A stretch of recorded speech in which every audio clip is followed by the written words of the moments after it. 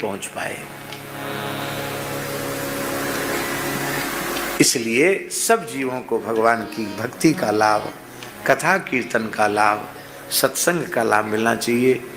इस अंश में हम विज्ञान को बहुत धन्यवाद देते हैं कि जब से ये विज्ञान का युग आया है तब से बहुत से लोग सत्संग से जुड़ने लगे हैं और बहुत से लोगों को सत्संग लाभ प्राप्त होता। देखो हमारे वृंदावन में श्री प्रेमानंद बाबा कहीं नहीं आते जाते हैं।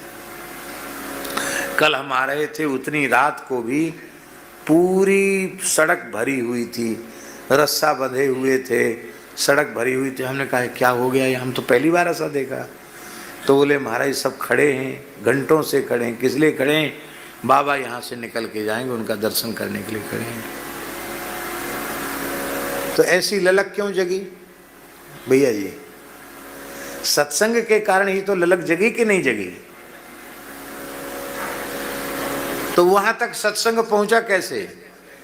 इस आधुनिक विज्ञान के द्वारा ही सत्संग वहां तक पहुंचा। और इतने लोग आ रहे हैं एक झलक पाने के लिए कि इतनी अच्छी बात सुनाने वाला कौन है, उसको देखें तो सही। इसका मतलब है कि इस देश के लोगों की श्रद्धा अभी भी समाप्त नहीं हुई है। आस्तिकता, धार्मिकता, श्रद्धा, विश्वास, प्रेम भारतवर्ष की मिट्टी में है। केवल उन्हें ज्ञान कराने की आवश्यकता है, भूले हुए को फिर से ज्ञान कराने की आवश्यकता है। डेरा बाबा नानक में 3 गुना ज्यादा चर्च बन गए हैं। बैठिए, बैठ जाइए। हम निवेदन ये कर रहे हैं, इसका मूल कारण क्या है? इसका मूल कारण है कि उन क्षेत्रों में संतों को जाना चाहिए था, संत नहीं गए। गए तो केवल व्यवसाय करने वाले लोग गए।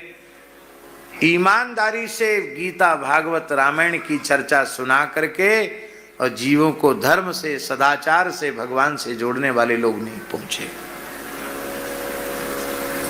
अभी हमारे एक बड़े प्रेमी हैं, सज्जन हैं, पवन जी नाम है उनका। वे पूरे पूर्वोत्तर क्षेत्र का काम बहुत कृपा, बहुत कृपा, बहुत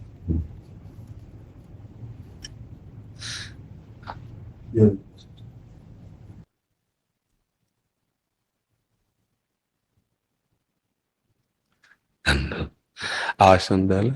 हाँ विराजमान। एक चुनरी ला के श्री जी को, महाराज जी को मिला।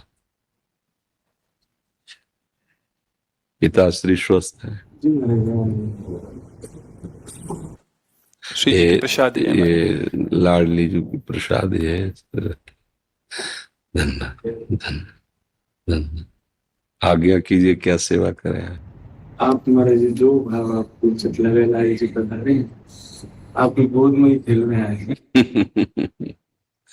हाँ हमारी सेहत। आओ हाँ बैठ। दंडोत। जय जय श्यामा, मेरी लाडली जी की जय। जय श्री राधा, श्री राधा।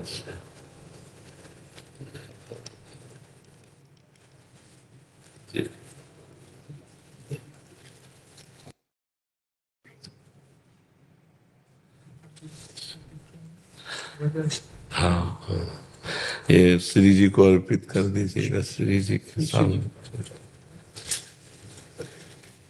लाओ, एक चुनरी लाओ श्री जी की, और एक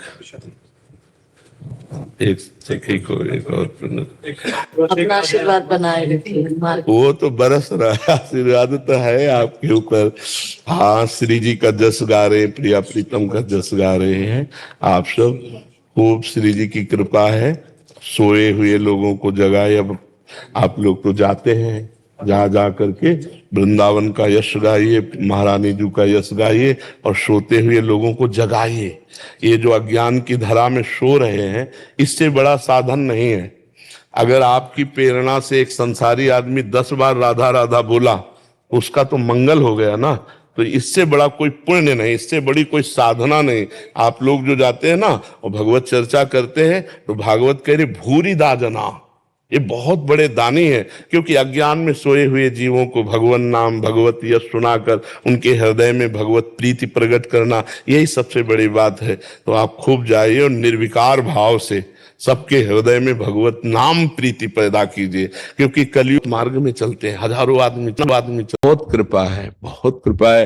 ये जो महाभागवत है ना, इनकी दृष्टि में और इनके शरीर में जो भागवतिक परमाणु है ना, बहुत से संत महापुरुषों के दर्शन होते आते हैं, महाभागवत कृतार्थ करते हैं, पर मुझे पहला आकर्षण वो जो मेरे चित्त को घसीट सके, वो पहला आकर्षण है महाभागवत के दर्शन।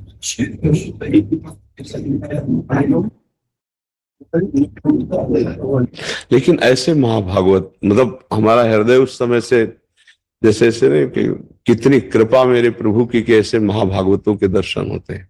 अब भी जैसे मिलत एक दारुण दुख देहि, बिछुरत एक प्राण हर ले, तो ये हमारा मन उनके चरणों में बार बार लौट रहा है। हमें तो बार बार आकर्षण हो रहा है इन महाभागवत के ऊपर की पादुकाएं और श्री विट्ठल भगवान और श्री रुक्मिणी जी को धारण किए।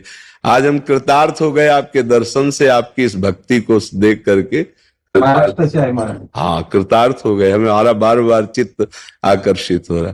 पहले एक दुपट्टा श्री जी का लाके आपको हाँ उड़ाइए। स्वागत है ऐसे महाभागवत का जो हर्ष है। मूर्ति लेके वो तुकाराम महाराज से पंढरपुर चलते जाते 300 किलोमीटर। हाँ, और 30-35 साल से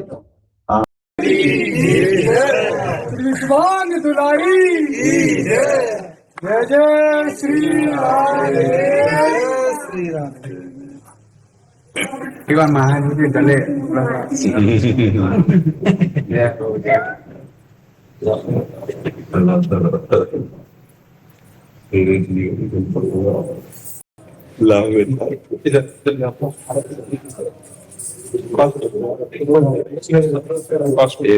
एक सुनरी लाख आप लोग ऊपर